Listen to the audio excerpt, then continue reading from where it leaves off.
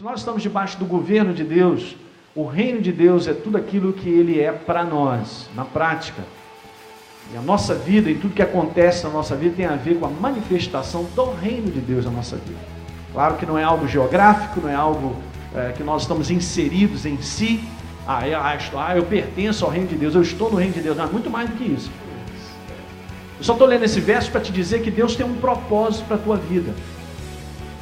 Não viva o seu propósito, deixe o propósito de Deus entrar em você e viva aquilo que Ele quer que você viva.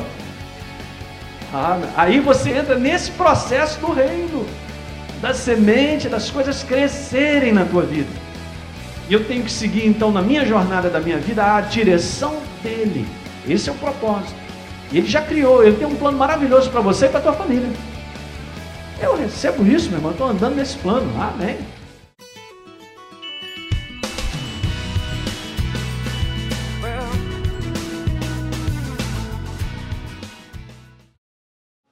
Porque assim é a palavra. Vamos orar então, meu Deus, muito obrigado. Nessa noite tão maravilhosa, Teu Espírito é abundante no nosso meio. E nós vamos sair daqui preenchidos, Senhor, da Tua verdade. Fala ao nosso coração, traz iluminação e entendimento através do Teu Espírito Santo. Essa é a missão dele, nós te pedimos isso nessa noite. Supra a necessidade de cada um que chegou a este lugar, enxergando aquilo que precisa enxergar na sua vida, para dar continuidade, Pai. Nós te agradecemos por tudo, no nome de Jesus, que todos digam glória. Marcos capítulo 4, verso de número 30. Jesus ele está falando a respeito do reino de Deus. O reino de Deus, gente, deixa eu explicar isso, é tudo aquilo que de prática Deus é na nossa vida. E não, se nós estamos debaixo do governo, olhem para cá, se nós estamos debaixo do governo de Deus, o reino de Deus é tudo aquilo que Ele é para nós, na prática. E a nossa vida e tudo que acontece na nossa vida tem a ver com a manifestação do reino de Deus na nossa vida. Claro que não é algo geográfico, não é algo que nós estamos inseridos em si. Eu pertenço ao reino de Deus, eu estou no reino de Deus. Não, é muito mais do que isso. Você tem que compreender que é o que Deus quer manifestar na tua vida. Diga aleluia. É isso aí. Então, Jesus faz essa comparação dizendo o seguinte: olha, o reino de Deus, ele se assemelha ao reino, como é que ele poderia falar? Diz assim, com que parábola o apresentaremos? Isso no verso número 30. Ele diz assim, então o reino é como um grão de mostarda, que quando semeado, é o que, gente? Grifa isso na tua Bíblia aí, é a menor, é a menor semente de todas sobre a terra, a menor. Mas Jesus não para por aí, que alguém diga glória. Mas porque Deus está querendo nos ensinar algo, mas aí ele diz assim no verso 32, mas uma vez semeada, cresce. Diga amém. Grifa aí, cresce e se torna maior, diga maior, do que todas as hortaliças, e deita grandes ramos a ponto das aves do céu poderem aninhar-se na sua sombra. Aleluia! Ok? Essa é a passagem. Cresce, o reino de Deus ele cresce, a manifestação de Deus na nossa vida cresce, o processo de Deus na vida do homem é esse, é de crescer. Quando a gente fala sobre Deus abençoar o homem, há um processo nisso aí. Não é algo simplesmente eu receber aquilo que eu estou querendo. Que alguém diga amém a isso que eu estou falando. Receber algo que eu estou querendo faz parte desse processo, mas é muito mais do que isso. É um processo, como eu falei aqui para você, o envolvimento de Deus, que é a sua bênção na vida do homem, faz com que a gente cresça, progrida, prospere. Eu não posso aceitar nada diferente disso. Mas essa é a maneira. Eu tenho que enxergar que quando Deus ele olha para mim, e olha para a minha família, Ele tem um plano para mim, e Ele tem, hein? Ele tem um plano para a tua vida, hein? Seja onde você trabalhar, seja na profissão que você está envolvido, Ele tem um plano para que você progrida, para que você cresça, pessoalmente, no seu interior, na sua alma, seja uma pessoa crescida das suas faculdades, em sabedoria, em condutas, em palavras. Toda a visão de Deus para o plano, para a minha vida é de crescimento. Eu não recebo nada menos do que isso. Aleluia.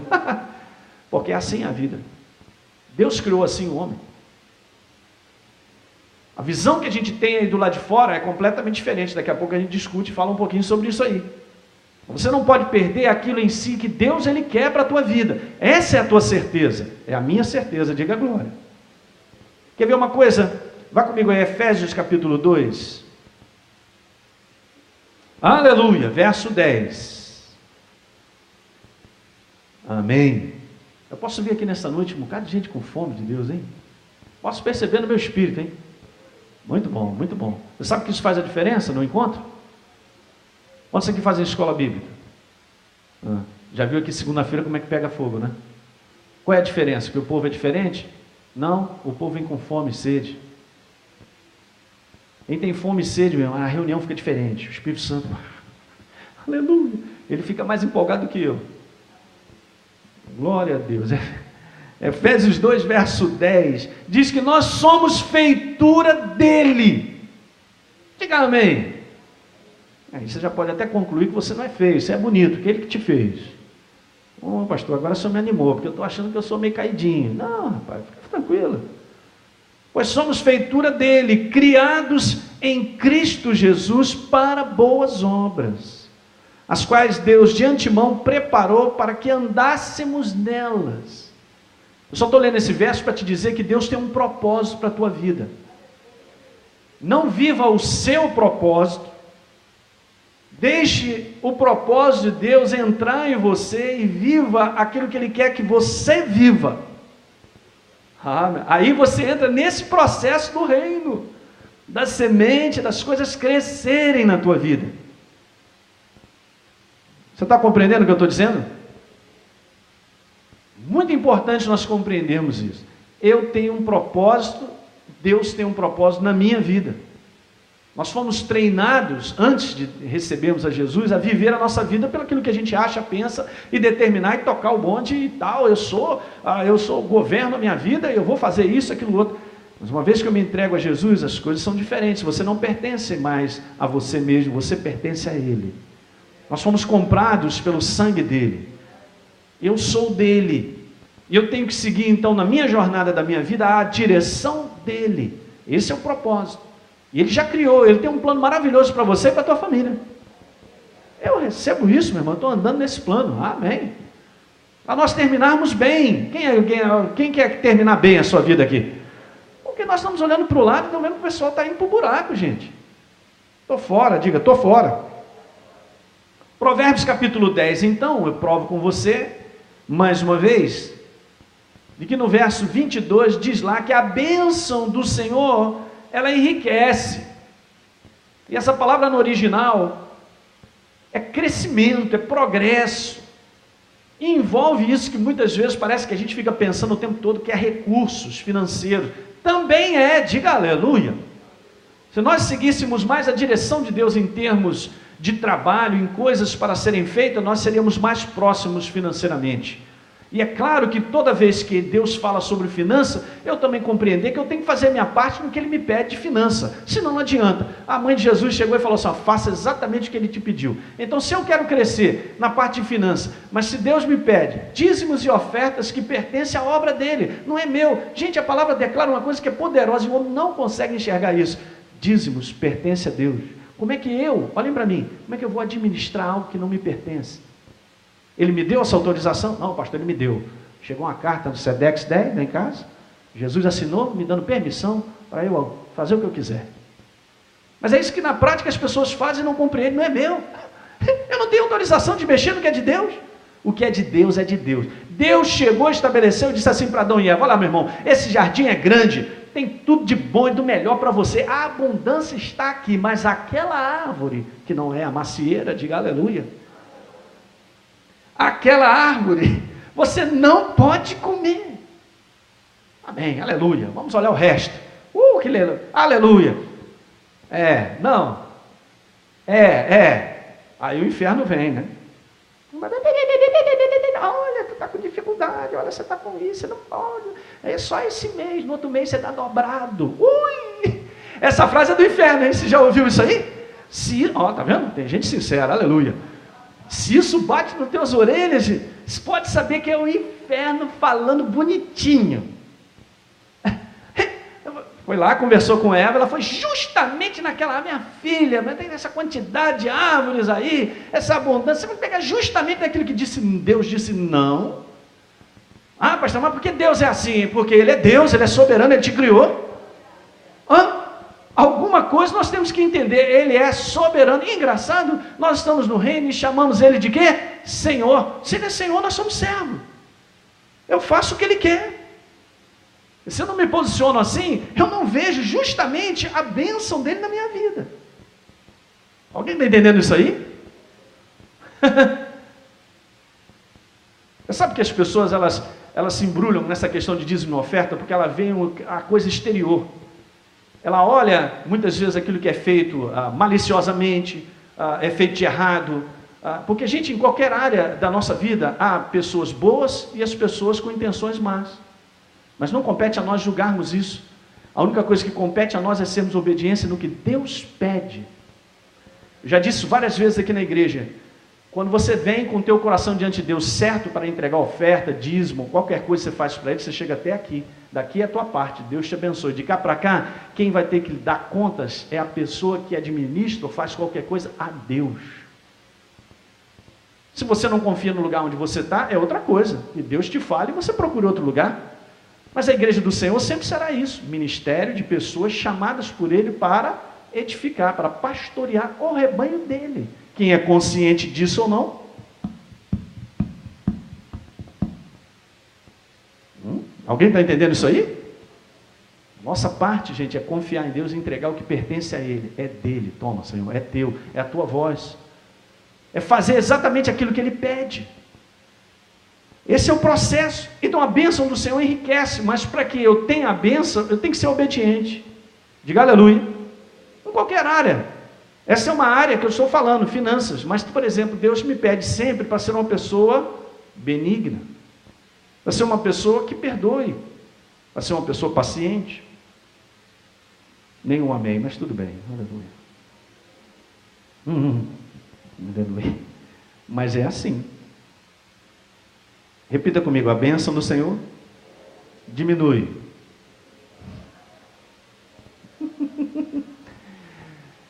A bênção do Senhor, o quê? Progride, acrescenta, faz prosperar. Qual é a operação do inferno na nossa vida? Matar, roubar e destruir, te deixar sem nada. É o oposto. Quando o inferno chega para Eva e vê aquela abundância da qual ela vivia, na presença, no relacionamento com Deus maravilhoso, e Adão vivia naquele negócio tremendo ali, que Deus havia feito para que o homem vivesse, eu tenho que tirar esses cabras dessa situação, eu tenho que matar e destruir, então vai lá, toca no que é de Deus, que Deus falou para não fazer. E essa representação acontece com as nossas vidas todos os dias.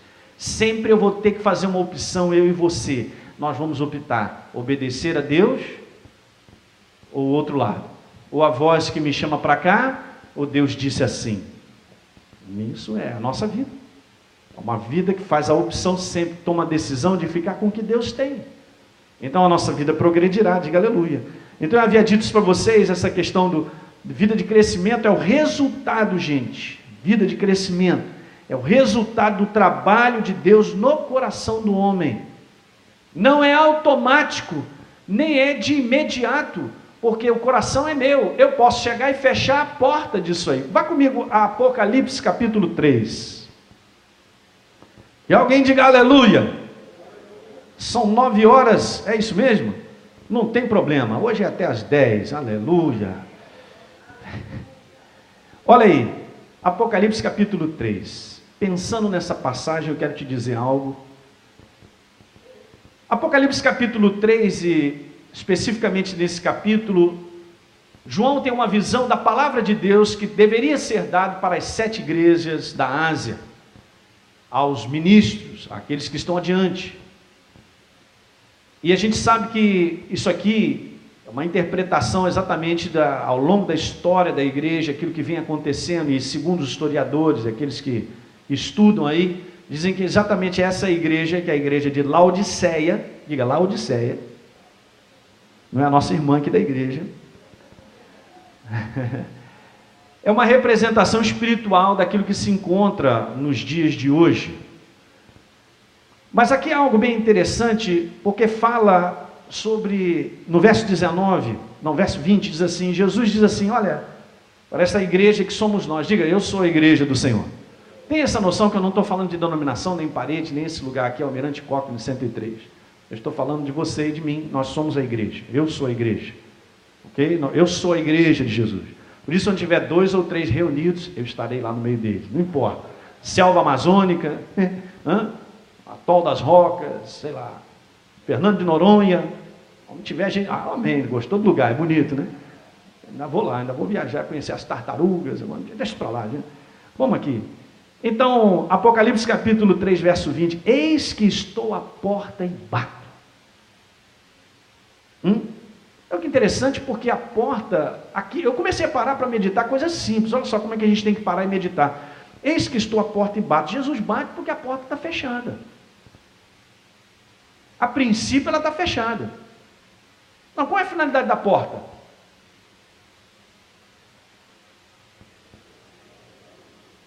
Por que você tem porta na sua casa? Em princípio, ela está fechada. Não significa que ela estará fechada. É que quando eu quiser abrir, ela abrirá. Diga amém.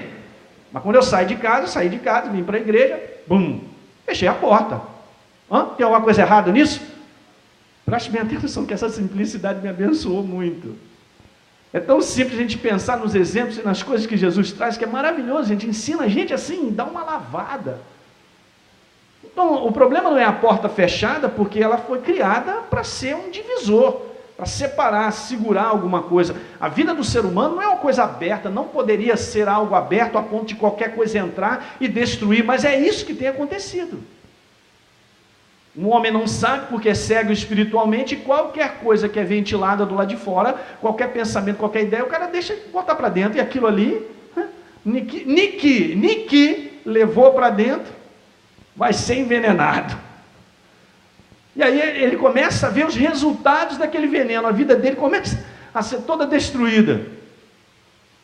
Então, em si, o problema não é a porta. Jesus está bater a porta, não é o problema. Jesus falou, eis que estou à porta e bato. Não é o problema. E a porta não teria que necessariamente estar aberta. Mas o que eu quero te dizer é que é isso que está escrito aqui. Jesus, ele bate na porta, e aí depois veja o que está escrito aí. Que coisa maravilhosa. Se alguém ouvir a minha voz, o que vai acontecer? E abrir a porta, eu entrarei em sua casa, cearei com ele e ele comigo. Diga glória. Preste bem atenção, porque foi colocada uma ordem aqui. Acompanha comigo, vamos voltar ao verso, que está escrito assim, se alguém ouvir a minha voz. Depois está escrito assim, e abrir. Porque você não abre para qualquer pessoa. Quem é? É da pizza. Não chamei pizza, não sei quem é. Como é seu nome? Você não abre para qualquer pessoa. Você abre para qualquer pessoa? Não. Nós não podemos abrir o nosso coração e a nossa mente para qualquer coisa que nós ouvimos, para qualquer coisa que está aí do lado de fora. Mas aqui está escrito o seguinte, se alguém ouvir a minha voz, você tem que reconhecer que Deus fala contigo. Se você não reconhecer que é a direção e a voz de Deus, não tem como abrir. Mas quando você reconhece e ouve, sabe, ouça isso que eu estou te falando, e sabe que Deus falou contigo, você tem que abrir a porta, senão você não será abençoado. Você tem que deixar aquela palavra entrar em você, e aquela palavra fazer com que você põe em prática aquilo ali. Há algumas situações na vida do povo de Deus que nós não temos visto crescimento nem progresso, porque já ouviu algo de Deus e a pessoa não quer abrir essa porta para deixar ser agarrado por aquela verdade se tornar a prática da vida dele. Eu conheço pessoas assim. E não vai adiantar nada, gente, porque vai passar os anos vão passar, a pessoa fica na igreja e a sua vida não progride. Ela fica na igreja, ela vai à igreja, ela pertence àquela igreja, ela tem carteira de membro daquela igreja, mas a vida não progride. Por quê? Reconheceu a voz, mas não abriu a porta. Não faça isso. Se você não reconhece a voz de Deus, é natural. E muitas vezes eu e você ficamos assim, Senhor, eu quero ter certeza que é a tua voz. Vai, fala comigo, vou gastar mais um tempo aqui em oração, na tua palavra, até ter certeza daquilo que você está falando comigo. Não tem nada de errado, porque é assim mesmo que funciona. Mas uma vez que eu e você, nós já estamos mais do que sabido de que é a voz de Deus, abra o teu coração. Deixe essa palavra governar e dirigir a tua vida. Diga glória. Mas tem um preço. Eu sei que tem um preço. Eu vou te dizer qual é a recompensa do preço. Bênção, a bênção do Senhor enriquece. Aleluia! Ela faz progredir, ela cresce na nossa vida. Muitas vezes a gente não tem noção, mas o que eu faço hoje em obediência, porque permiti que Deus entrasse na minha vida e aquilo agora é uma realidade, faz com que eu já marque a próxima etapa da minha vida. Ou seja, aquilo que Deus tem preparado para que chegue à minha vida, só chegará com base naquilo que eu fiz primeiro. Lucas capítulo 6, estou te ensinando nessa noite. Quinta-feira que vem nós estamos de volta, diga aleluia. Quero te ver aqui comigo, hein? Esse é meu prazer, a minha chamada. Lucas capítulo 6, verso 38. Esse é o princípio do reino. Dai, e o quê? Como é que Deus prepara o retorno? Boa pergunta, pastor. É isso que eu quero. Eu quero o retorno. Eu quero o final desse negócio. Eu quero esse negócio sacudido, transbordante, poderosamente cheio. Eu quero é isso. Eu quero é receber. Pastor, no fundo, assim, eu quero é receber. É claro que a carne do ser humano e a nossa visão, ela é tão limitada que no final da história eu quero é receber. Eu quero saber quando é que vai me pagar, meu irmão. Eu quero saber, deixa eu ver o contra-choque aí. Deixa eu olhar, vai chegar quando esse negócio? Porque essa é uma visão humana, é a coisa que o homem quer. O homem quer receber. Eu quero receber presente, eu quero receber isso, eu quero que venha a mim. Vamos enxergar no reino de Deus, porque nada virá a mim se eu não fizer algo primeiro. Eu tenho compreendido isso ao longo da minha vida e eu tenho sido essa pessoa na prática. Eu não perco uma oportunidade quando eu sinto meu espírito que é para abençoar alguém, para fazer alguma coisa, na hora. Não quero nem saber, não penso nem 3 vezes. Porque se eu pensar 3 vezes, a carne vai gritar, você não pode, você não pode, você não pode. Mas tenho visto milagre em cima de milagre. Essa igreja é um milagre, porque eu faço isso com essa igreja, com o ministério dessa igreja, eu administro ela assim. E o pessoal fica impressionado, fala, pastor, mas você tem uma igreja dessa, como é que pode? Nada falta. Nada falta. Nunca faltou. Não vai faltar para você também, que se você entra com o mesmo espírito, você vai ver isso. Domingo tem um testemunho de uma menina para dar aqui. Você tem que ouvir esse testemunho. Domingo de manhã. Porque pegou esse espírito, pegou isso aí, pegou.